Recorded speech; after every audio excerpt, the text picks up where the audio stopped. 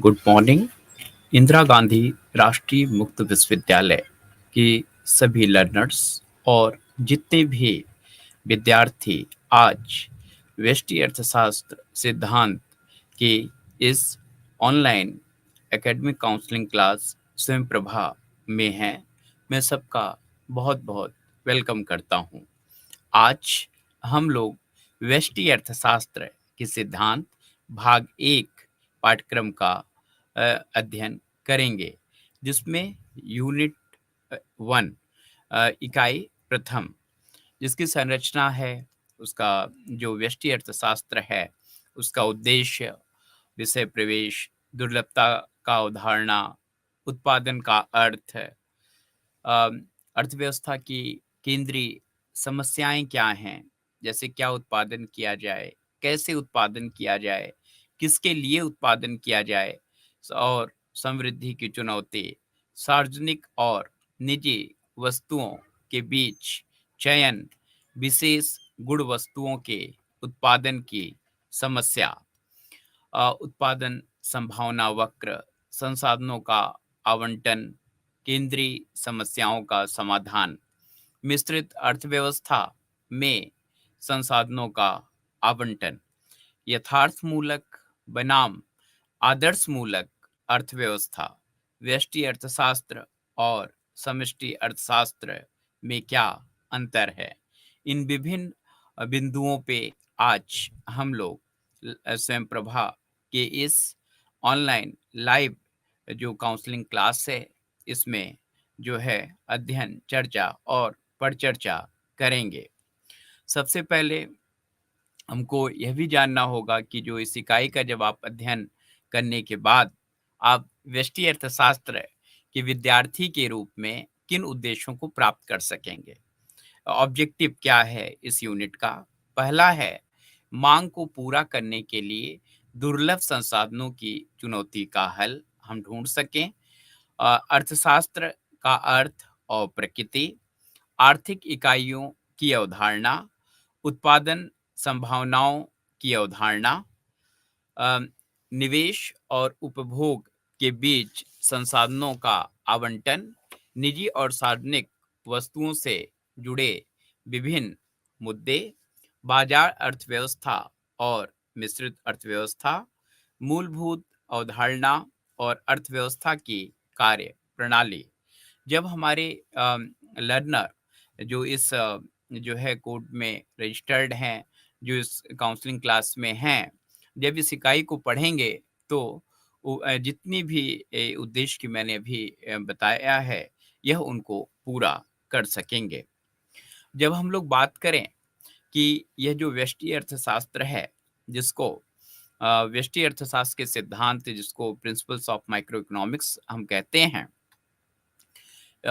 यह जो है ग्रीक वर्ड के माइक्रोस से बना हुआ है, जिसका जो शाब्दिक अर्थ होता है, यह है बहुत ही सूक्ष्म। इसको हम सूक्ष्म अर्थशास्त्र भी कहते हैं। एक माइक्रो इकोनॉमिक्स और एक मैक्रो इकोनॉमिक्स। तो अर्थशास्त्र की अगर हम परिभाषा जो है, जो सैमुअल्सन के अनुसार अगर देखें, तो अर्थशास्त्र क्या है? अर्थशास्त्र विश्लेषण करता है कि एक समाज की संस्थाएं और प्रौद्योगिकी कीमतों और विभिन्न उपयोग के बीच संसाधनों के आवंटन को कैसे प्रभावित करती है।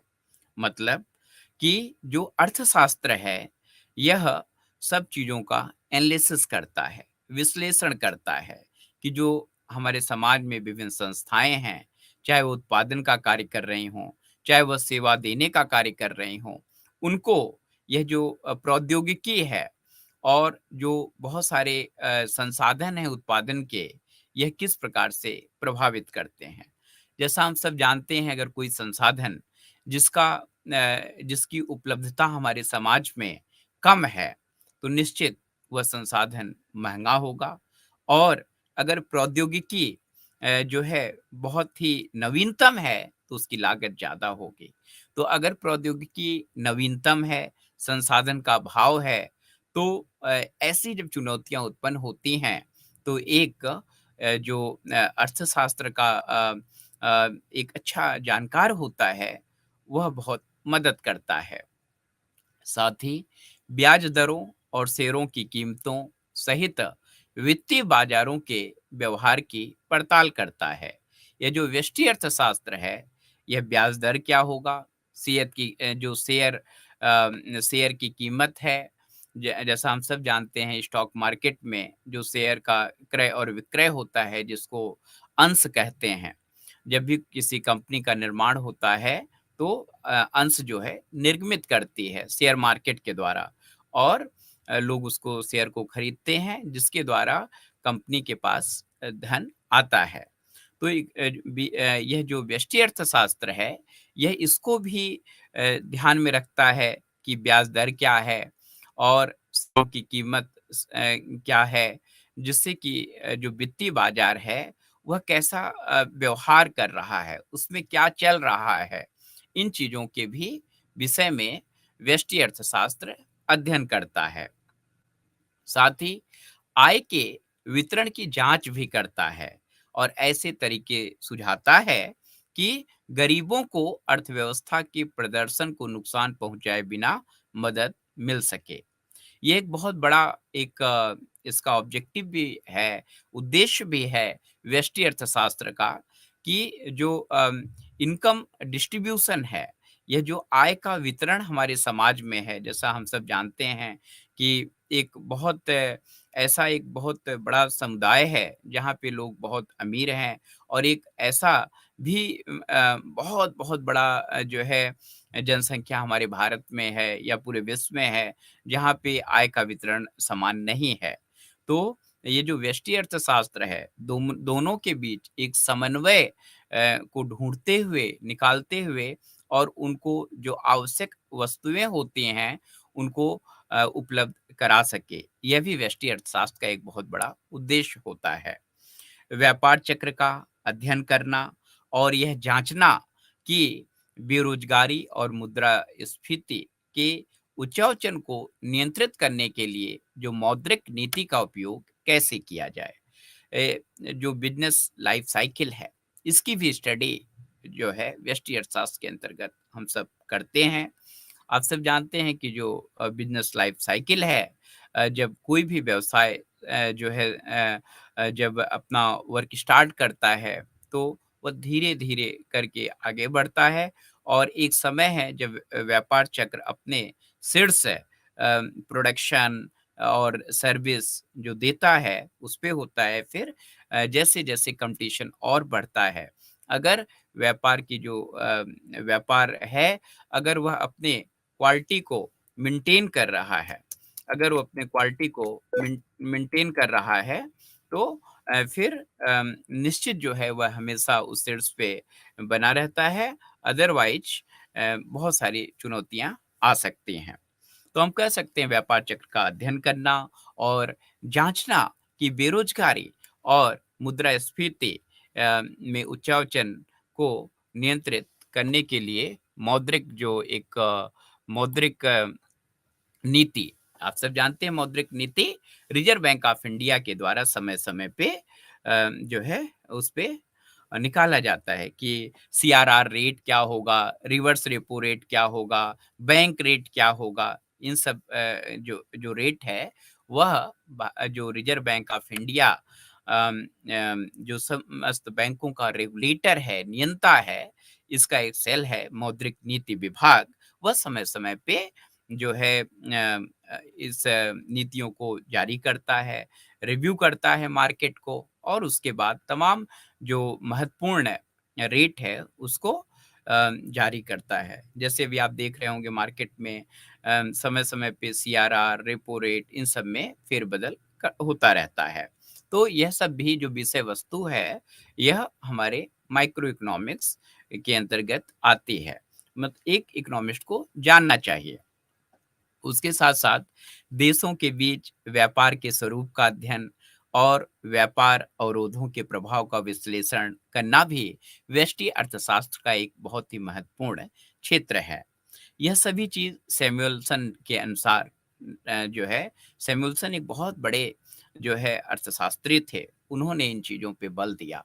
साथ ही विकासशील देशों में समृद्धि को देखते हुए संसाधनों के कुशल उपयोग को प्रोत्साहित करने के तरीकों का जो है प्रस्ताव भी करता है। यह व्यष्टि अर्थशास्त्र अ, जितनी भी चीज़ें हैं, जितने भी संसाधन हैं, इनके अगर हम कुशल उपयोग करें, तो निश्चित हम उनसे एक उत्कृष्ट जो है आउटकम जिसको कहते हैं कि जो प्रोडक्शन है, चाहे वो सर्विस है, वह ले सकते हैं। कोई भी रिसोर्स है, अगर कुशलतम उपयोग हो रहा है तो उसका जो है एक अच्छा आउटपुट आएगा। अगर कुशलतम उपयोग नहीं हो रहा है, तो निश्चित अच्छा आउटकम नहीं आएगा और ना वह उत्पादन अच्छा होगा और वो ना सेवा अच्छी होगी और जिससे जो संगठन है, जो ऑर्गेनाइज़ेशन है, वह हानि में जा सकता है। तो इसकी भी जो ज़िम्मेदारी है, यह व्यष्टि अर्थशास्त्र के अंतर्गत ही आती है। प्रश्न यह है कि जो तेजी से आर्थिक विकास है, संसाधनों का कुशल उपयोग, पूर्ण रोजगार, कीमत स्थिरता, आय का उचित वितरण आदि के लिए निर्मित सरकारी नीतियों का इस्तेमाल कैसे किया जाए? यह भी व्यष्टि अर्थशास्त्र माइक्रो इकोनॉमिक्स के अंतर्गत आता है। हम सभी जानते हैं कि अभी जैसे आप भारत की अर्थव्यवस्था को लीजिए, भारत की अर्थव्यवस्था यह विकासशील अर्थव्यवस्था है। अभी जो है विकसित अर्थव्यवस्था नहीं है। क्यों? क्योंकि जितने भी विकास के मानक हैं, अभी हम उस पे कार्य कर रहे हैं और उसका जो आदर्श है, जो आदर्श एक स्तर है, वह अभी हमारी अर्थव्यवस्था नहीं प्राप्त की है। जैसे चाहे वह पर कैपिटा इनकम हो, चाहे वह एक शिक्षा का स्तर हो, चाहे चिकित्सा की गुणवत्तापूर्ण सेवाएँ हों, तो जब धीरे-धीरे ये सब स्तर प्राप्त हो जाएगा, तो निश्चित एक दिन भारत भी विकासशील से विकसित भारत बन जाएगा। तो जितने भी उसके माइक्रो लेवल की जो चीज़ें हैं, वह सभी व्यष्टि अर्थशास्त्र के अंतर्गत आते हैं। तो हम कह सकते हैं कि जो एक अर्थशास्त्री सैमुअल्सन के अनुसार जो सैमुअल्सन ने बात रखी कि किस प्रकार से माइक्रो इकोनॉमिक्स जो है वह हमारे अर्थव्यवस्था में अर्थशास्त्र में कार्य करता है, हमारे इकोनॉमिस्ट को कैसे मदद करता है। हम सब जानते हैं एक शब्द है दुर्लभता। दुर्लभता का मतलब है कि जब किसी चीज़ की स्कार्सिटी होती है वह मिलती नहीं है हमारे जो है बाज़ार में, हमारी जल्दी समाज में या उसको क्राइसिस होती है। अगर मैं जितने भी हमारे लर्नर इस समय स्वयंप्रभा के इस चैनल पे लाइव मुझे देख रहे हैं, सुन रहे हैं, अगर हम बात करें दुर्लभता की अवधारणा, दुर्लभता जो चीज़ हमारे मार्केट में, हमारे समाज में वह दुर्लभ है मतलब क्राइसिस है उसकी। तो यह जहाँ क्राइसिस होती है, वहीं पे व्यष्टि अर्थशास्त्र का बहुत बड़ा एक अवसर भी होता है। क्यों? क्योंकि उसको जो क्राइसिस है जिस वस्तु की, जिस संसाधन की, उसका हम उपयोग किस ढंग से करें कि श्रेष्ठतम उत्पादन कर सकें, श्रेष्ठतम सेवाएँ दूसरों को दे सकें। तो दुर्लभता सभी आर्थिक गतिविधियों का मूल कारक है। जितनी भी इकोनॉमिक एक्टिविटीज़ हो रही हैं, उसमें जो स्कार्सिटी ऑफ रिसोर्सेज़ है, वह एक बहुत बड़ा रीज़न होता है। अगर किसी भी संसाधन जो हैं, जैसे जो भी उत्पादन के संसाधन आप जानते हैं, जैसे श्रम है, पूँजी है आपका विभिन्न जो है संसाधन हैं, अगर इनकी बहुत ज़्यादा प्रचुरता हो हमारे बाज़ार में, तो हमको ऐसा प्रतीत होता है कि जो वस्तुओं के दाम बहुत तीव्र गति से आगे बढ़ रहे हैं, वह नहीं बढ़ेंगे, वह स्थिर रहेंगे, वह कम रहेंगे। जैसे एक उदाहरण आपको देता हूँ, आप मान लीजिए भारत राज्य के उत्तर प्रदेश में अगर आप सेब का क्रय करते हैं, तो आपको थोड़ा-सा महँगा मिलेगा। लेकिन अगर जहाँ पे सेब का अच्छा प्रोडक्शन हो रहा है, अगर उन क्षेत्रों में आप सेब को क्रय करेंगे, तो वहाँ पे यह बहुत सस्ता मिलेगा। क्यों? क्योंकि यहाँ पे इसकी थोड़ा-सा स्कार्सिटी है और वहाँ पे उसकी बहुत ज़्यादा प्रचुरता है। और ऐसा भी हो सकता है कि ज़्यादा प्रोडक्शन होने के कारण उस क्षेत्र में इसको सही मूल्य ना प्राप्त हो पा रहे हों। तो अब प्रश्न आता है कि दुर्लभता की जो अवधारणा है, यह इसके क्या कारण क्या हैं? क्यों कोई चीज़ स्कैर्सिटी के अंतर्गत आ जाती है, दुर्लभता के अंतर्गत आ जाती है? पहला यह है कि असीमित आवश्यकताएँ। जो आवश्यकताएँ हैं, इनको डिफ़ाइन करना, इनको परिभाषित करना, किसी व्यक्ति, किसी परिवार, किसी समाज की आवश्यकताओं को आप जो है एक अर्थवेत्ता, जिसको हम कह सकते हैं एक अर्थशास्त्री के रूप में बहुत अच्छे से डिफ़ाइन और परिभाषित जो है करना बहुत चुनौतीपूर्ण होता है। और कई ऐसे संसाधन हैं जो बहुत दुर्लभ हैं या बहुत सीमित हैं। हम सब जानते हैं जैसे आज आप देखिए पानी एक प्रकृति प्रदत्त यह जो है संसाधन है। लेकिन पानी प्रकृति प्रदत्त संसाधन है, लेकिन इसकी भी दुर्लभता अब जो है प्रकाश में आ रही है। बहुत सारी जगह ड्रिंकिंग वाटर को लेकर के क्राइसिस है।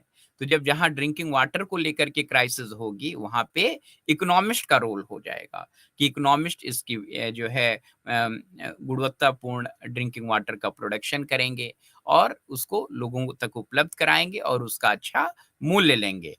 अम, साथ ही साथ अगर हम देखें जो जो व्यक्ति हैं, इनकी असीमित आवश्यकताएँ जो होती हैं, हर व्यक्ति की कुछ इच्छाएँ और आवश्यकताएँ होती हैं। प्रायः व्यक्तियों की आवश्यकताओं में अंतर होता है। यह समय, स्थान और स्थिति में परिवर्तन के साथ ही एक व्यक्ति की आवश्यकताएँ भी बदल जाती हैं। अगर आप किसी भी पर्टिकुलर व्यक्ति जो कि हमारे पूरे अर्थशास्त्र में जो व्यक्ति है वह एक छोटी इकाई है और हम सब जानते हैं कि जो माइक्रो इकोनॉमिक्स है यह व्यक्ति या particular firm particular product in सब चीज़ों पे स्टडी पे बल देता है क्योंकि यह माइक्रो इकोनॉमिक्स है व्यष्टि अर्थशास्त्र है सूक्ष्म अर्थशास्त्र है तो जब तक हम इकोनॉमी के इकोनॉमिक्स के पर्टिकुलर जो सबसे माइक्रो लेवल पे जो यूनिट्स है, अगर इसको अच्छे से स्टडी नहीं करेंगे, उसके विषय में नहीं जानेंगे, तब तक जो है हम मैक्रो इकोनॉमिक्स में योगदान नहीं दे सकते। तो हम ये भी कह सकते हैं कि यह जो आपका माइक्रो इकोनॉमिक्स है माइक्रो इकोनॉमिक्स ये किस प्रकार से हेल्प करता है। इंडिविजुअल जो है किसी भी पर्टिकुलर जो है व्यक्ति के जो है उसको स्टडी करना कि किस प्रकार से उसकी डिमांड को हम डिटरमाइन करेंगे और डिमांड है तो उसकी सप्लाई कैसे होगी, इस चीज़ों को देखते हैं। तो अब हम कह सकते हैं कि आवश्यकताओं को अगर आपको किसी भी व्यक्ति की आवश्यकताओं को अगर पता करना है तो ये डिफ़र करती है, बदलती है। क्या-क्या उसके किन-किन चीज़ों पे बदलती है?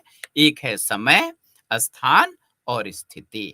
आप देखिए जब समय, स्थान और स्थिति ये 3 चीज़ बहुत ही महत्वपूर्ण है। कई बार आप जब स्थिति बहुत विपरीत होती है, हम बहुत सस्ती चीज़ का बहुत ज़्यादा जो है मूल्य दे देते हैं मार्केट में। आप देखिए कोविड-19 में ऐसा प्रायः हुआ कि आप बहुत सस्ती चीज़ों को जो है बहुत महँगे में लोगों ने खरीदा। वो क्या चीज़ थी? आवश्यकताएँ थी। जैसे ऑक्सीजन सिलेंडर देखिए, उस समय बहुत ज़्यादा जो है क्राइसिस थी, जो कि उसका बहुत ज़्यादा रेट नहीं है, गवर्नमेंट उसको बहुत रेगुलेट करती है।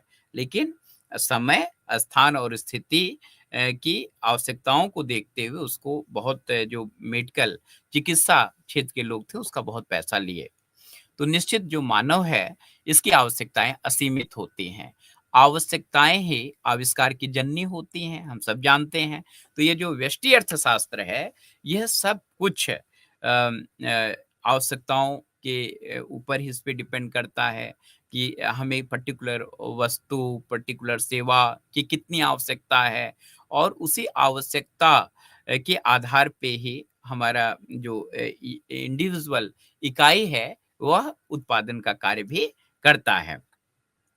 तो दुर्लभ या सीमित संसाधन भी बहुत सारे हैं। बहुत सारे ऐसे संसाधन हैं उत्पादन के जो कि बहुत ही जिसको हम कह सकते हैं कि इसकी बहुत क्राइसिस होती है। ये बहुत ईज़िली हर जगह अवेलेबल नहीं होता है। लेकिन एक और अच्छी बात है, जो इकोनॉमिस्ट है, जो व्यष्टि अर्थशास्त्र के अच्छे जिनको जानकारी होती है, वह हमेशा क्राइसिस वाली जो रिसोर्सेज़ होती हैं, जिनका जो बहुत दुर्लभ हैं जिनको प्राप्त करना, उनका सर्वश्रेष्ठ वैकल्पिक रूप से उपयोग कर सकते हैं। उनका जो अल्टरनेटिव यूज़ होता है, जो बेस्ट यूज़ होता है, उसको वह करते हैं। यह किसका रोल है? यह एक व्यष्टि अर्थशास्त्र के जो है अर्थशास्त्री का रोल होता है। जैसे अगर हम कहें कि एक बहुत बार ऐसा पूछा जाता है दुर्लभ किसे कहा जाए? जैसे मैं आपसे कहूँ कि आपका जो दुर्लभ चीज़ें क्या हैं? तो बहुत सारे जैसे आप देखिए सूर्य से आपको ऊर्जा मिल रही है, तो सूर्य से ऊर्जा मिल रही है तो यह दुर्लभ नहीं है, हर एक व्यक्ति को सूर्य का प्रकाश मिल रहा है। लेकिन अगर हम आपसे कहें कि कोयला, तो कोयला जो है अब धीरे-धीरे दुर्लभ रिसोर्स में आ रहा है। क्यों? क्योंकि जंगल कट रहे हैं और जंगल है नहीं, पौधारोपण कम हो रहा है, वृक्षारोपण कम हो रहा है। तो जो कोयले की जो खदानें हैं, धीरे करके यह हमारे लिए दुर्लभ होती जा रही हैं। अब हमको जो है ऊर्जा ऊर्जा को के जो विभिन्न सोर्सेज़ हैं, उसमें हम सब जानते हैं कि कोयला के द्वारा विद्युत का निर्माण होता है, जल के द्वारा विद्युत का निर्माण होता है, नदियाँ में भी जो है, भी एक दुर्लभता आ रही है। उतना फ़ोकस नहीं है। तो अब आप देखिए सौर ऊर्जा के द्वारा जो है जो एक इलेक्ट्रिसिटी है वह बहुत सारी कंट्रीज़ में उस पे बल दिया जा रहा है। तो ये सब हमारे व्यष्टि अर्थशास्त्र की चीज़ें हैं कि जब कोई चीज़ क्राइसिस में आए, तो फिर किस प्रकार से वैकल्पिक रूप से वैकल्पिक ऊर्जा के सोर्स कैसे ढूँढे जाएँ। ये बड़ा ही इम्पोर्टेंट होता है। तो जब आपकी व्यष्टि अर्थशास्त्र में एक बार आवश्यकताओं का सही-सही जिसको कहें विश्लेषण किया जा सके, आवश्यकताओं को सही-सही न जो है आइडेंटिफ़ाई किया जा सके, तो हमारा अगला जो एक क्षेत्र होता है व्यष्टि अर्थशास्त्र का, वह होता है उत्पादन। क्या होता है? उत्पादन। उत्पादन का अगर हम अर्थ देखें, तो उत्पादन प्रक्रिया का अर्थ विभिन्न आगतों के उस परावर्तन और परिवर्तन से है, जो उसकी आवश्यकता संतुष्ट करने की क्षमता में वृद्धि कर देते हैं। यह जो है उत्पादन के विषय में इंगित करती है। मतलब कि जब कोई भी वस्तु जो अपने प्राकृतिक रूप में है, अगर उसमें परिवर्तन कर दिया जाए, परावर्तन कर दिया जाए, जिससे वह कोई व्यक्ति विशेष या किसी समूह की आवश्यकताओं को जो है संतुष्ट कर दे, तो वह क्या हो गया? उत्पादन। अ, जैसे आप वाटर को लीजिए, अगर आप सिंपल सा नदी के जल को आप ले लेते हैं, लेकिन आजकल बहुत सारे जो है जल को जो है प्यूरिफाई करके हमारे मार्केट में सेल आउट करते हैं। तो यह जो बीच का प्रोसेसिंग है, जिसमें जल के तमाम हानिकारक तत्वों को नष्ट करते हैं, फिर उसको बॉटलिंग करके मार्केट में उसको सेल आउट करते हैं, तो यह क्या हुआ?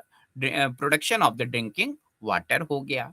उसी प्रकार से जैसे आप मान लीजिए कि मिट्टी है, मिट्टी से वृक्ष का जो निर्माण होता है, तो उसमें क्या किया जा रहा है? उसमें परावर्तन किया जा रहा है और परिवर्तन किया जा रहा है। मिट्टी को जब पकाया जाता है, उसको एक ब्रिक का शेप दिया जाता है, जो कि बड़े-बड़े कंस्ट्रक्शन में उपयोग हो रहा है। तो इसी प्रकार से बहुत सारी चीज़ें हैं जो अपने प्राकृतिक रूप में होती हैं, जब उसमें एक परिवर्तन किया जाए, वह परिवर्तन जो मानवीय आवश्यकताओं को संतुष्ट कर सके, वह क्या है? वह उत्पादन है। वैसे कहा भी जाता है कि कोई भी वस्तु जो व्यक्ति, विशेष, समूह की जो है आवश्यकताओं को संतुष्ट कर दे, वही उत्पादन होता है। क्यों? क्योंकि इकोनॉमिक्स में जो है जब व्यष्टि अर्थशास्त्र की हम बात करें तो 2 चीज़ बड़ी इम्पोर्टेंट होती है। एक है आपका नीड और एक है वांट। नीड और वांट। तो नीड और वांट का जो जिसको अगर संतुष्ट करना है, तो फिर प्रोडक्शन करना होता है। जैसे आप को मैं पुनः एक उदाहरण दूँगा, जैसे मान लीजिए कि फ़िल्म इंडस्ट्री है, तो फ़िल्म इंडस्ट्री में जो एक बहुत सारे समाज के लोग हैं, मनोरंजन के लिए फ़िल्म देखने जाते हैं। तो वह प्रोडक्शन कंपनी जो है, वह अपने दर्शकों को ध्यान में रख कर के जो है फ़िल्म का प्रोडक्शन करती है, तो जिससे लोग मनोरंजन के उद्देश्यों को प्राप्त कर पाते हैं। तो यह क्या हुआ? उत्पादन। ये किस सेक्टर का है? यह सर्विस इंडस्ट्रीज़ में आएगा। उसी प्रकार से आप जो है वर्तमान युग सब जानते हैं कि सूचना और तकनीकी का है। हम मोबाइल फ़ोन देख सकते हैं, हैंडसेट सकते हैं। उसमें जितने भी सॉफ्टवेयर, जितने भी फीचर्स होते हैं उसको देख सकते हैं। यह सब क्या है? यह सब अपने जो एक टारगेट लोग हैं, उनकी आवश्यकताओं को पूरा करने के लिए मोबाइल निर्माण कंपनियाँ और मोबाइल सर्विस प्रोवाइडर जो हैं, उनके द्वारा यह परावर्तन और परिवर्तन दोनों कार्य किया जा रहा है, जिससे उत्पादन की दिशा में वे आगे बढ़ रहे हैं। तो इस कार्य में कुछ शारीरिक और बौद्धिक मानवीय प्रयास की ज़रूरत होती है। क्योंकि कोई भी चीज़ आप देखिए जैसे अगर आज मोबाइल फ़ोन है, तो मोबाइल फ़ोन में बहुत सारे फ़ीचर्स ऐड होते हैं। वह किसके द्वारा ऐड किए जाते हैं? वह जो बहुत अच्छे से कंप्यूटर साइंस, इन्फॉर्मेशन टेक्नोलॉजी में प्रोग्रामिंग में या उसकी जो विषय वस्तु में बहुत मर्मज्ञ होते हैं, वह इन चीज़ों को कर पाते हैं। और जब प्रोडक्शन है, तो वहाँ पे भी बहुत सारे लेबर की ज़रूरत होती है। तो यह जो परिवर्तन और एक परिमार्जन भौतिक कई बार उसके आकार, स्वरूप का बदलाव जिससे संतुष्टि प्राप्त करने की क्षमता में सुधार आता है। और यह जो पूरी प्रक्रिया है, यह निरंतर चलती रहती है। ऐसा हम नहीं कह सकते कि किसी भी इकाई में जहाँ उत्पादन हो रहा है और जहाँ पे हम सेवाओं को दूसरों को दे रहे हैं, एक बार अगर उत्पादन हो गया किसी पर्टिकुलर चीज़ का, तो ऐसे ही चलेगा, नहीं। आजकल हर इकाई में एक विंग होता है जिसको कहते हैं शोध एवं शोध और विकास। उसको अंग्रेजी में बोलते हैं रिसर्च एंड डेवलपमेंट। यह एक विंग होता है जो हमेशा अपने वस्तु, अपने चीज़ों को लेकर के रिसर्च करती है कि इसमें क्या नवाचार किया जाए, इसमें क्या परावर्तन और परिवर्तन किया जाए, जिससे कि यह आने वाले समय में जो जितने भी कॉम्पिटिटर हैं, उनसे ज़्यादा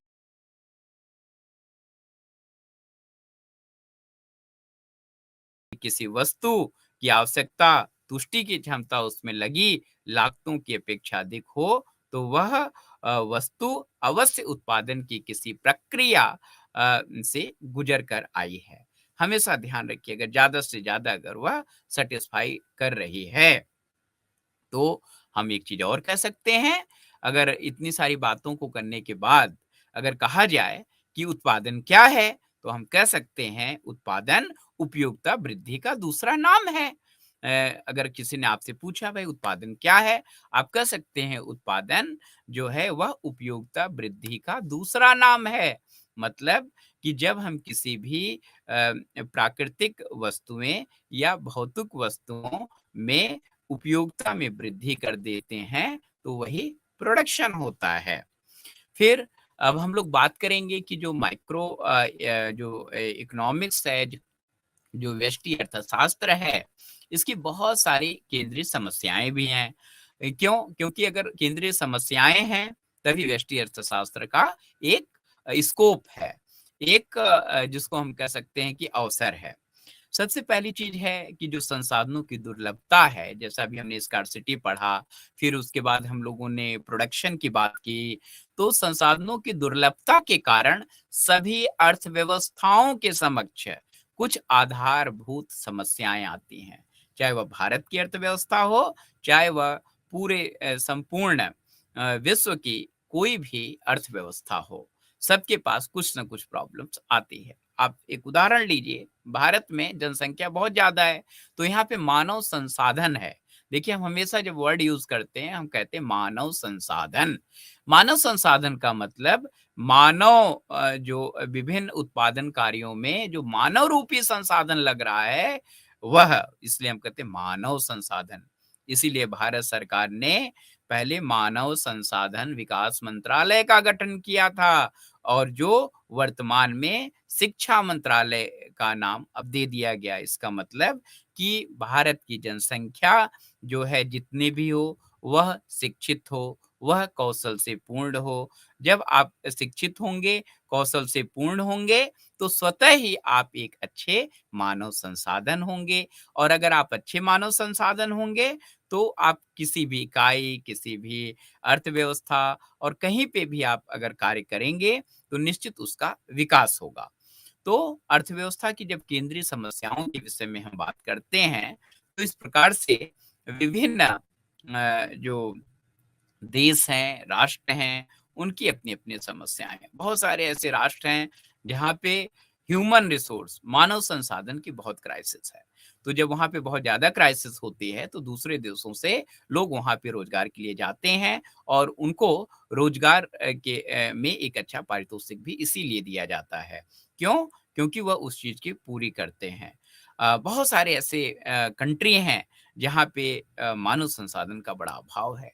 प्लस जब भी हम कोई प्रोडक्शन करते हैं तो टेक्नोलॉजी भी एक बहुत बड़ा संसाधन होती है, उत्पादन के जो तकनीकी होती है। तो अगर आप देखें तो उस तकनीकी में भी जहाँ पे तकनीकी नहीं होती है, वह जो है इम्पोर्ट करते हैं तकनीकी को, फिर उसकी लागत ज़्यादा देनी पड़ती है। किसी भी अर्थव्यवस्था के पास सभी आवश्यक चीजों का उत्पादन करने के लिए पर्याप्त संसाधन नहीं होता। ये हम सब जानते हैं। अतः इसे यह निर्णय करना ही पड़ता है कि उत्पादन करें या नहीं करें। ये भी इम्पोर्टेंट है कि जब आपके पास संसाधन का अभाव है और ऐसी कोई भी इकोनॉमी कोई भी जो है सेगमेंट नहीं होता जहाँ पे संसाधन हमेशा पूर्ण हो। कभी भी जो है सरप्लस की स्थिति नहीं आती। अगर आती भी है तो ये बस अर्थशास्त्र में एक आदर्श जो है। ऐसा यथार्थ में नहीं होता है। तो कुछ वस्तुओं का उत्पादन नहीं होने का अर्थ समाज उन वस्तुओं को पाने की इच्छा अपूर्ण रह जाएगी। यह भी है कि अगर आप किसी चीज़ का प्रोडक्शन नहीं करते हैं, इसका मतलब जो उस प्रोडक्ट, उस सर्विस का डिमांड कर रही है, वह जो कस्टमर हैं, वह हमारे ऐसे ही रह जाएँगे और वो अपनी आवश्यकताओं को संतुष्ट नहीं कर पाएँगे। तो प्रश्न ये आता है कि जो एक अर्थव्यवस्था की जब केंद्रीय समस्याओं के विषय में हम बात करते हैं, तो क्या उत्पादन किया जाए? यह किसी भी व्यष्टि अर्थशास्त्र के अर्थशास्त्री के लिए सबसे महत्वपूर्ण होता है कि क्या उत्पादन किया जाए। क्योंकि जब हम यह सही-सही निर्णय ले लेते हैं, क्या उत्पादन किया जाए, तो समझिए एक व्यष्टि अर्थशास्त्री के रूप में आपने बहुत जो है एक अच्छा निर्णय लेते हैं। जैसे मान लीजिए कि आप जो है फार्मास्यूटिकल जो है इंडस्ट्री में हैं। फार्मास्यूटिकल इंडस्ट्री माने जहाँ दवा का निर्माण हो रहा है। तो दवा का निर्माण हो रहा है, तो दवा के निर्माण में भी जैसा अभी मैंने बताया कि आर-एन-डी शोध एवं विकास ऐसे बहुत सारे विंग होते हैं। तो जब उनको ये निर्णय लेना है कि हम किस दवा का उपयोग करें, तो उनकी एक जो शोध है रिसर्च की एक अपनी टीम होती है। आजकल वही कंपनी आगे बढ़ती है जो शोध पे अच्छा निवेश कर रही है। क्योंकि शोध और विकास यह दोनों जो है एक रथ के पहिए हैं। अगर आप सिर्फ शोध करते हैं, विकास नहीं करते तो भी आप पीछे रह जाएँगे। अगर आप शोध करते हैं और विकास भी करते हैं तभी आप आगे निकल पाएँगे। तो यह ध्यान देने की बहुत ज़रूरत है कि जैसे वह जो चिकित्सा क्षेत्र में कार्य कर रही है, वह सर्वे करे और उससे यह निर्णय ले कि किस मेडिसिन की हमारे समाज में क्राइसिस रहती है, किस मेडिसिन का अच्छा मूल्य मिल सकता है, किस मेडिसिन की आने वाले समय में हेल्थ सेक्टर स्वास्थ्य जो क्षेत्र है उसमें ज़रूरत है। इन छोटी-छोटी माइक्रो लेवल पे जो स्टडी करने के बाद यह निर्णय लेते हैं, वहीं पे उत्पादन का निर्णय लिया जाए। तो जो कंपनी जितने जल्दी, जितने अच्छे से निर्णय लेगी, वह कंपनी उस प्रकार से आगे बढ़ेगी। क्या उत्पादन किया जाना है? यह व्यष्टि अर्थशास्त्र का विषय वस्तु होती है। उसके बाद जब यह निर्णय हो जाए कि क्या उत्पादन करना है, आपका लक्ष्य तय हो गया। फिर दूसरी जो अर्थव्यवस्था की केंद्रीय समस्याओं के अंतर्गत एक है कैसे उत्पादन किया जाए। यह उत्पादन संसाधनों के विभिन्न वस्तुओं, सेवाओं के उत्पादन के लिए आवंटन की ही समस्या है। कैसे उत्पादन किया जाए? जैसा हम सब जानते हैं किसी भी लक्ष्य को प्राप्त करने के लिए विविध और विभिन्न जो है तकनीकियाँ होती हैं। तो अगर उत्पादन भी हमको करना है तो उसके भी बहुत सारे मेथड्स हैं, बहुत सारे उसके टेक्निक्स हैं। तो एक व्यष्टि अर्थशास्त्र के अर्थशास्त्री के रूप में आपको देखना होगा किसमें कम लागत आती है, वो किस उत्पादन तकनीकी में कम लागत आती है, कौन-सी उत्पादन तकनीकी ज़्यादा विश्वसनीय है, कौन-सी उत्पादन तकनीकी अन्य जो प्रतिस्पर्धा कर रहे हैं यूज़ कर रहे हैं, अधिक सटीक रूप से जो है तब आप ये निर्णय ले पाएँगे। किसी वस्तु के उत्पादन की तकनीक के चयन के समय उत्पादन को वैकल्पिक आदानों की कीमतों और उत्पादित पर विचार करना होगा। आमतौर पर वह श्रम और पूंजी के कई संयोजनों का प्रयोग कर सकते हैं। बहुत सारे जो है संयोजन का प्रयोग करके यह निर्णय ले सकते हैं। जैसे आप कोई प्रोडक्शन कर रहे हैं, वह श्रम प्रधान है कि पूंजी प्रधान है? इस पे पहले आपको निर्णय लेना होगा। अगर वह श्रम प्रधान है, तो आपको स्किल्ड ह्यूमन रिसोर्स को अपने जो है उत्पादन संगठन में रखना होगा। अगर वह पूंजी प्रधान है, तो आपको अम, ब बहुत ही अच्छे से जो है टेक्नोलॉजी, पूँजी है तो उसको अच्छे से प्रबंध करने पे विचार देना होगा। वह ऐसे संसाधन संयोजन का चुनाव करता है, जिसकी लागत न्यूनतम हो और जो उसे अधिकतम उत्पादन प्रदान कर सके। हमेशा ध्यान रखना है लागत न्यूनतम और उत्पादन अधिकतम हो। वैसे वही जो है तकनीकी सबसे अच्छी होगी। हम कह सकते हैं कि श्रम और पूँजी की सापेक्ष कीमतें और इन 2 आदानों के सापेक्ष उत्पादन दक्षता, यह कैसे उत्पादन किया जाए? अगर इन छोटे-छोटे विषयों पर हम ध्यान देंगे, तो निश्चित कैसे उत्पादन किया जाए, एक व्यष्टि अर्थशास्त्र के अर्थशास्त्री के रूप में हम यह निर्णय बहुत ही अच्छे से ले लेंगे। उसके बाद किसके लिए उत्पादन किया जाए? यह बड़ा ही महत्वपूर्ण प्रश्न होता है। ये केंद्रीय समस्याएँ भी हैं। समाज में परिवारों और व्यक्तियों की बहुत विशाल जनसंख्या होती है। उपभोग्य वस्तुओं और सेवाओं का सारा उत्पादन केवल उन्हीं की आवश्यकताएं पूरी करने के उद्देश्य से किया जाता है। अतः सभी वस्तुएं, सेवाएं उन व्यक्तियों, परिवारों के बीच विभाजित की जाती हैं। यह समस्या यही है कि प्रत्येक व्यक्ति, परिवार को उन वस्तुओं का कितनी-कितनी मात्रा दी जानी चाहिए। किसके लिए उत्पादन किया जाए? जब किसके लिए उत्पादन किया जाए तो ये हमें एनालिसिस करना होगा। सोसाइटी के किस सेगमेंट के लिए है, उस सेगमेंट में मान लीजिए कि जैसे किसी फैमिली के लिए है, तो फैमिली में पर्टिकुलर किसके लिए है। जैसे मान लीजिए कि आप स्टेशनरी का जो है प्रोडक्शन करना चाह रहे हैं, तो निश्चित वह प्रोडक्शन जो बच्चे पढ़ने जा रहे हैं, जो एजुकेशन सेक्टर में उनके लिए है।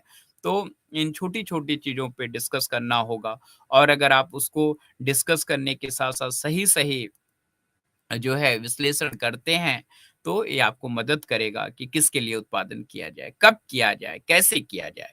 मान लीजिए कि आप छाता उत्पादन के क्षेत्र में हैं जो है अम्ब्रेला का प्रोडक्शन आपके यहाँ हो रहा है, तो वह देखना है कि किसके लिए किया जाए और कब किया जाए।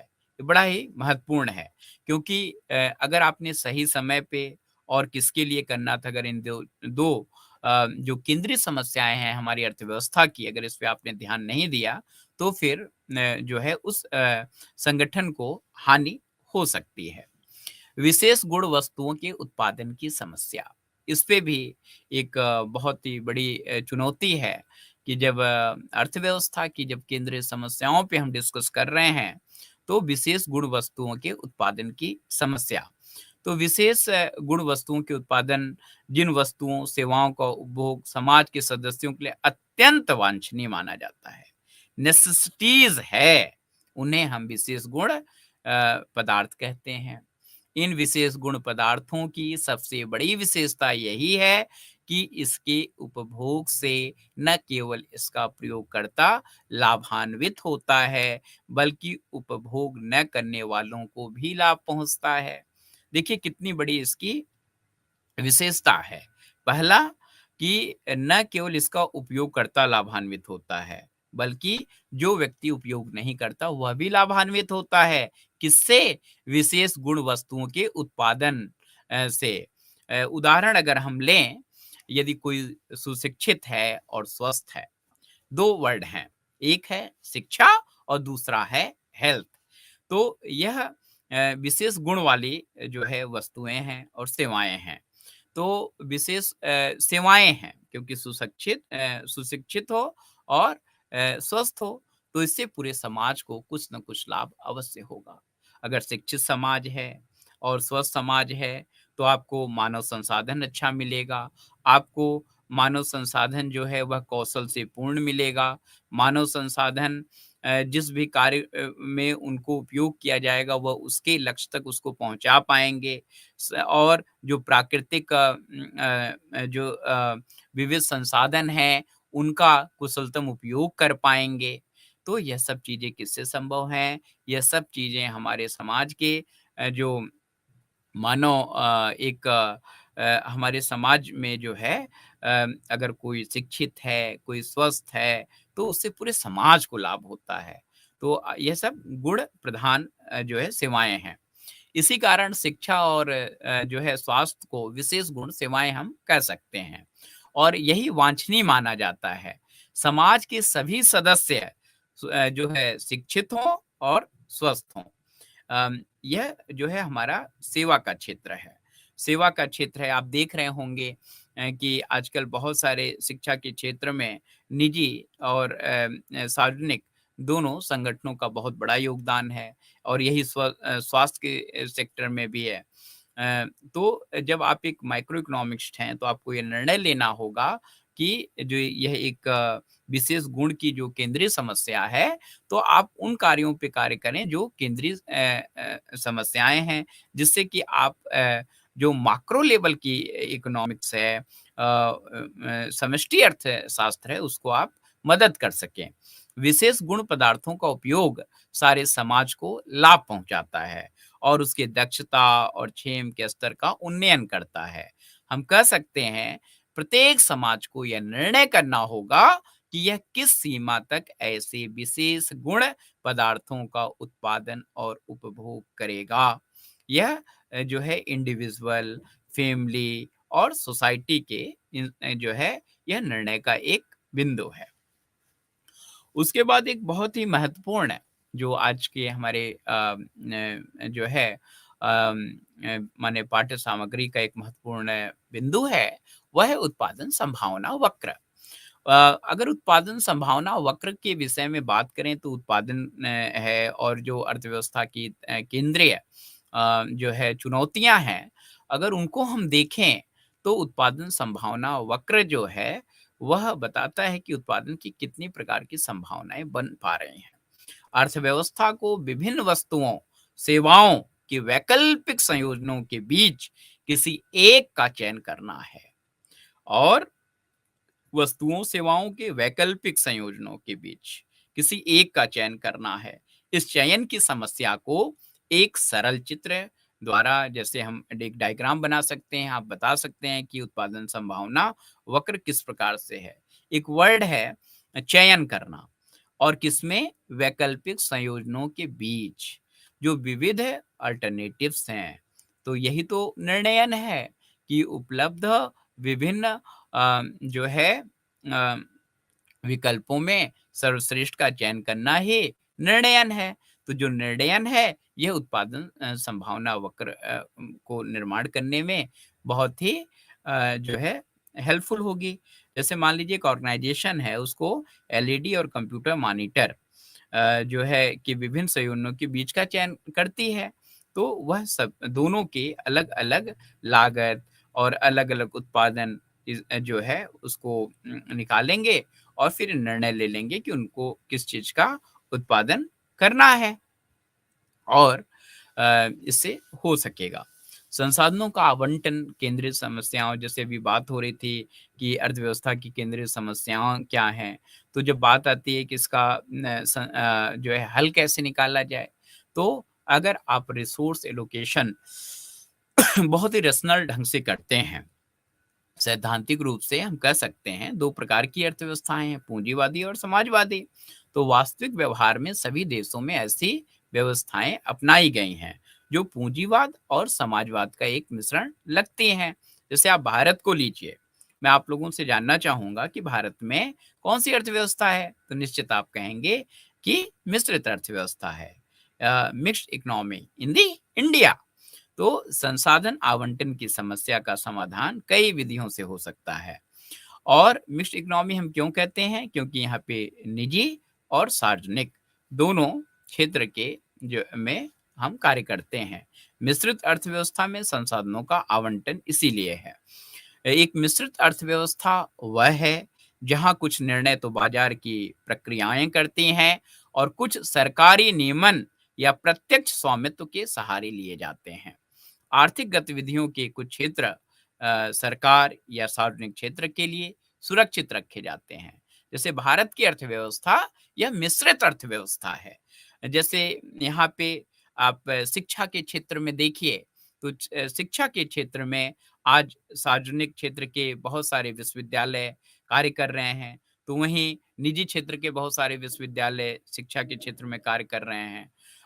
लेकिन अगर हम बात करें रक्षा के क्षेत्र में, तो रक्षा के क्षेत्र में निजी क्षेत्र की कंपनियों को अभी लगभग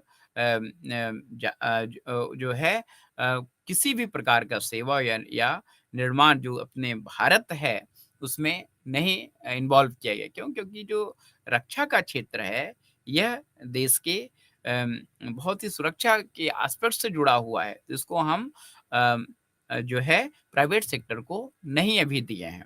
लेकिन बहुत सारे ऐसे कंट्रीज़ हैं जहाँ पे उसको अलाउ किए करते हैं। तो मिश्रित अर्थव्यवस्था जहाँ पे पब्लिक और प्राइवेट दोनों सेक्टर अच्छे से वर्क कर रहा है।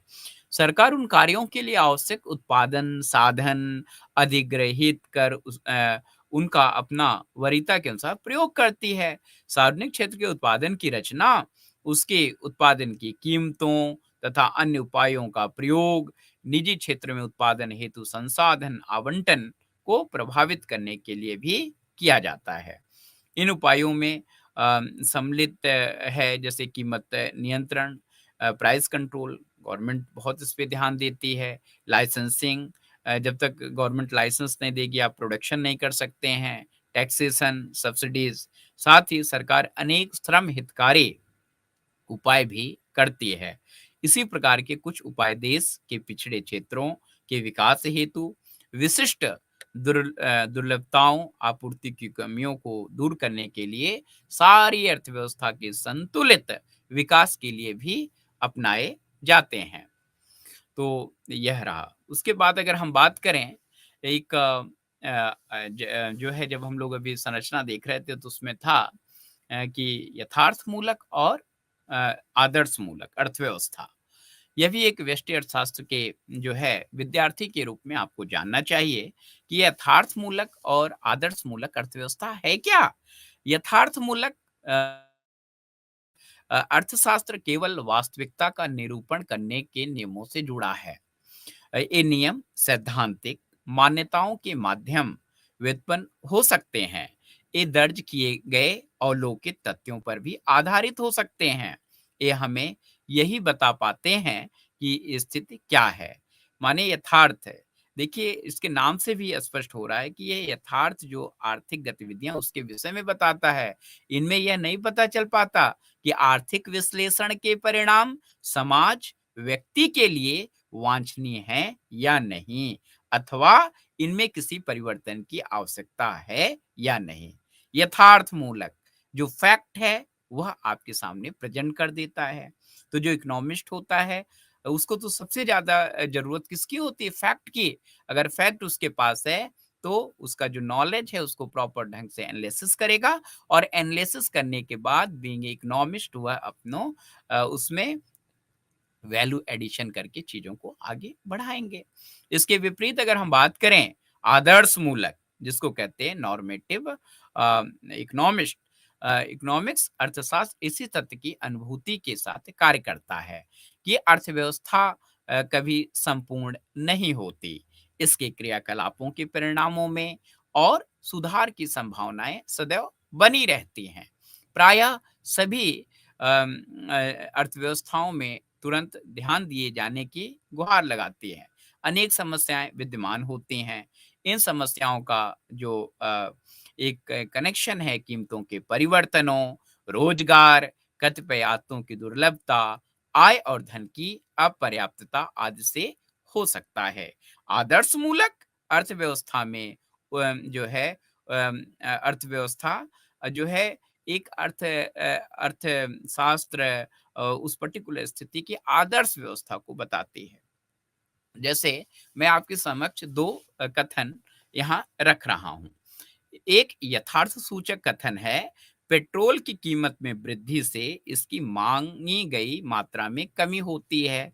पेट्रोल की कीमत में अगर वृद्धि होगी, तो इसका जो डिमांड है मार्केट में, वह कम होगा। यह यथार्थ सूचक कथन है और वहीं अगर मैं आपसे कहूँ आदर्श सूचक कथन के जो है रूप में, सरकार को पेट्रोल की खपत कम करने के लिए कदम उठाने चाहिए। प्रायः यह क्या हो गया? आदर्श सूचक कथन है और जब हम आदर्श सूचक कहेंगे तो चाहिए का जो है शब्द का उपयोग हम करते हैं। ऐसा करना चाहिए, वैसा करना चाहिए। तो यह क्या हुआ? आदर्श सूचक है। तो प्रायः देखा गया कि जो एक अच्छे इकोनॉमिस्ट होते हैं, वह यथार्थ मूलक आदर्श मूलक अर्थव्यवस्था के बीच समन्वय स्थापित करके अच्छा निर्णय लेते हैं। साथ ही साथ प्रिय लर्नर्स आप लोगों को मैं बताना चाहूँगा कि आज हम लोग जो व्यष्टि अर्थशास्त्र के विभिन्न फंडामेंटल्स जो पे डिस्कस कर रहे हैं, एक बार प्राय प्रश्न आता है कि जो व्यष्टि अर्थशास्त्र है और जो समष्टि अर्थशास्त्र है, यह इनमें क्या डिफरेंस है? मैंने भी आपको बताया कि जो व्यष्टि अर्थशास्त्र है, यह माइक्रो इकोनॉमिक्स है और यह हमारी अर्थव्यवस्था की जो सबसे सूक्ष्म आर्थिक गतिविधियाँ होती हैं, उस पे यह अध्ययन करता है। और व्यष्टि अर्थशास्त्र, यह मैक्रो इकोनॉमिक्स है, जो कि अर्थव्यवस्था के व्यापक जो पैरामीटर्स हैं, जो बिंदु हैं, उनकी स्टडी करता है। तो व्यष्टि अर्थशास्त्र और समष्टि अर्थशास्त्र जो है यह हमें जानना भी चाहिए। जैसा कि आप सभी अर्थशास्त्र के विद्यार्थी हैं, तो अर्थशास्त्र के विद्यार्थी के लिए व्यष्टि अर्थशास्त्र का ज्ञान और समष्टि अर्थशास्त्र का ज्ञान, दोनों का ज्ञान होना बहुत ज़रूरी है। क्यों? क्योंकि व्यष्टि अर्थशास्त्र समष्टि अर्थशास्त्र का आधार होता है। अगर आपको पता नहीं होगा कि इन्फ्लेशन का रेट जो है, जब फ्लक्चुएट होता है, जब बदलता है, परिवर्तित होता है, तो व्यष्टि अर्थशास्त्र में क्या प्रभाव पड़ेगा? तो निर्णय नहीं ले। तो हम कह भी सकते हैं व्यष्टि अर्थशास्त्र और समष्टि अर्थशास्त्र एक-दूसरे के पूरक भी हैं।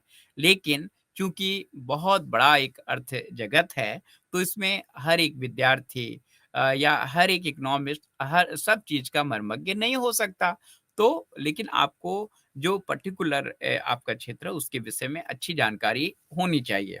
तो हमें यहाँ थोड़ा-सा डिस्कस इस पे भी करना चाहिए कि व्यष्टि अर्थशास्त्र और समष्टि अर्थशास्त्र हैं क्या और कैसे कार्य करते हैं। व्यष्टि और समष्टि शब्द मुख्यतः बताते हैं कि विश्लेषण की इकाइयों का स्तर कितना विशाल है। एक ओर विश्लेषण किसी एक इकाई के व्यवहार और प्रतिक्रियाओं पर केंद्रित हो सकता है, माइक्रो इकोनॉमिक्स, और दूसरी ओर समस्त अर्थव्यवस्था पर एक साथ विचार किया जा सकता है। इन शब्दों में व्यष्टि और समष्टि के अंग्रेजी समतुल्यों का मूल स्रोत क्रमशः मैंने प्रारंभ में बताया आपको कि जो माइक्रो इकोनॉमिक्स है वह माइक्रोज और माइक्रोज और जो माक्रो है वह मैक्रोज को माना जाता है, और जिसका शाब्दिक अर्थ क्या है? छोटा और बड़ा। तो व्यष्टि अर्थशास्त्र छोटा अर्थशास्त्र है, समष्टि अर्थशास्त्र बड़ा व्यापक अर्थशास्त्र है। तो इसका जो अभिप्राय है छोटे और बड़े से हम ले सकते हैं। व्यष्टि अर्थशास्त्र और समष्टि अर्थशास्त्र जो है व्यष्टि अर्थशास्त्र का संबंध अर्थव्यवस्था में विभिन्न इकाइयों के व्यक्तिगत व्यवहार, किसी एक वस्तु की कीमत का निर्धारण, एक उपभोक्ता या एक उत्पादन के व्यवहार आदि से होता है। यह इंडिविजुअल जो है पर्सन, इंडिविजुअल फर्म, इंडिविजुअल जो है प्रोडक्शन यूनिट, जो उत्पादन की इकाई होती है उस पे अपना अध्ययन करता है। इसके विपरीत समष्टि अर्थशास्त्र बड़े विशाल समुच्चयों या आर्थिक इकाइयों के उन समूहों पर विचार करता है जो समस्त अर्थव्यवस्था व्यापी भी हो सकता है। बहुत ही महत्वपूर्ण है। केनेथ बाल्डिंग के शब्दों में अगर हम देखें, समष्टि अर्थशास्त्र विशाल समुच्चयों और अर्थतंत्र के औसत मानों से संबंधित रहता है, किन्हीं व्यक्ति स्तरीय आंकड़ों से नहीं। मतलब यह बहुत व्यापक लेवल पे जो है अपना अध्ययन करता है।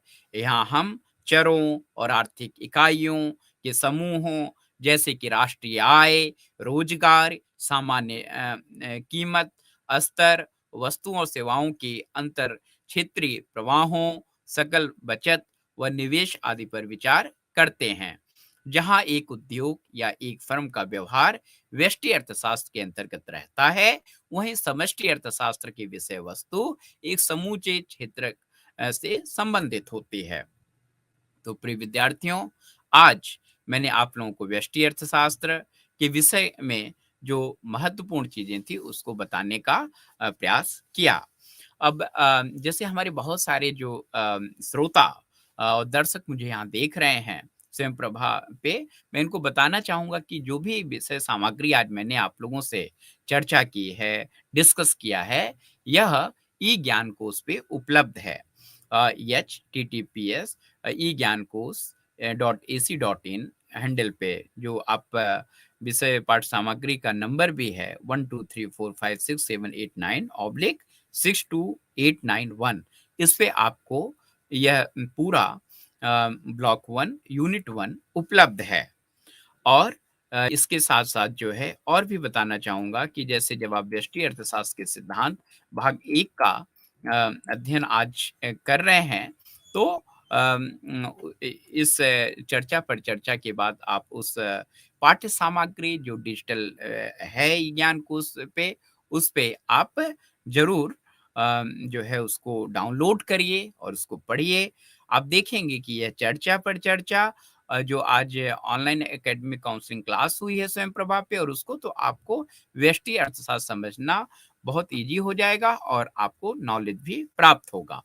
तो इस प्रकार से आज हम लोगों ने जो व्यष्टि अर्थशास्त्र के उद्देश्य, विषय प्रवेश, दुर्लभता की अवधारणा, उत्पादन का अर्थ, अर्थव्यवस्था की विभिन्न केंद्रीय समस्याओं पे भी हमने चर्चा किया, और जो है सार्वजनिक और निजी वस्तुओं के बीच का चयन कैसे किया जाए, विशेष गुण वस्तुओं के उत्पादन की समस्या, उत्पादन संभावना वक्र का निर्माण कैसे होता है, संसाधनों का आवंटन, केंद्रीय समस्याओं का समाधान, मिश्रित अर्थव्यवस्था में साधनों का आवंटन, यथार्थमूलक बनाम आदर्श मूलक अर्थव्यवस्था, और व्यष्टि अर्थशास्त्र और समष्टि अर्थशास्त्र में क्या अंतर है या हम क्या समझते हैं। इन सभी विषयों पे हम लोगों ने आज जानकारी प्राप्त की है। मैं अपने सभी श्रोताओं को जो स्वयं प्रभा के जो है रेगुलर जो है श्रोता हैं और हमारे लर्नर हैं, इनका जो है बस यही कहूँगा कि आप लोग स्वयं प्रभा चैनल को न समय पे जो है समय-समय पे देखते रहें, क्योंकि जहाँ चाह है, वहाँ राह है और इंदिरा गांधी राष्ट्रीय मुक्त विश्वविद्यालय, जन-जन का विश्वविद्यालय जो है, शिक्षा पहुँचे आपके द्वार, इस उद्देश्य को हम प्राप्त कर सकें। तो जितने भी हमारे व्यूअर्स हैं, लिसनर्स हैं, सुन रहे हैं, उनको इस आज समय देने के लिए बहुत-बहुत आभार। Thank you.